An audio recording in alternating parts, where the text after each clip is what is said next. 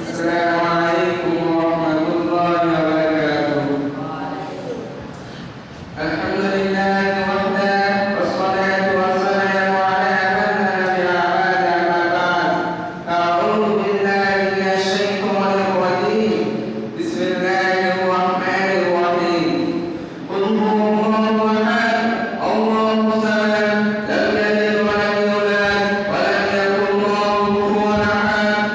উপস্থিত মাননীয় সম্মানীয় সামনে উপস্থিত ছোট ভাই সকল আমার পাশে উপস্থিত আছেন ওনাদের সাহেব সর্বপ্রথম সে মহান পছন্দ করে যিনি আমাদেরকে এক শব্দ বানানোর শব্দ প্রদান করেছেন তাই শব্দ আলহামদুলিল্লাহ।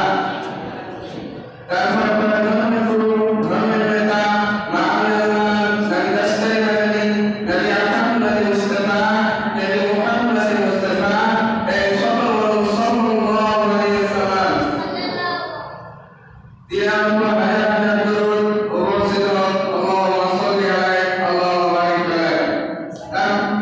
আপনাদের সম্মুখে যে বিষয়টি নিয়ে আমি ভাবছি সেই বিষয়টির নাম হচ্ছে ধর্ম সমাজ। যে সম্ভাবনার মাধ্যমে মানুষ স্বাধীনতা লাভ করতে পারে সমাজ উন্নত বলেন ইন্না সলাতা তানহা আনিল ফাহশাই ওয়াল মুনকার। নিশ্চয় সলাত মানুষকে অশ্লীল অসংখ্য বিরত রাখে। আয়াতের বর্ণিত তিনি বলেন রাসূল সাল্লাল্লাহু আলাইহি ওয়াসাল্লাম বলেছেন কিয়ামতের দিন মানুষকে সর্বপ্রথম সলাত সম্বন্ধে জিজ্ঞাসা করা হবে। যদি তার সলাত গ্রহণ করা হয় তাহলে সমস্ত আমল গ্রহণ করা হবে। যদি তার সলাত গ্রহণ করা না হয় তাহলে সমস্ত আমল বাতিল হবে। সলাত এমন একটি ইবাদত যা আমল বিরত হবে বাকি আমল বিরত হবে। ওলামা সমাজে হবে কারণ সমস্ত ইবাদতের ভিত্তি ইবাদত হচ্ছে সালাত। আবু হুরায়রা রাদিয়াল্লাহু বর্ণিত তিনি বলেন রাসূল সাল্লাল্লাহু আলাইহি ওয়াসাল্লাম বলেছেন সালাতের তিন ভাগে বিভক্ত।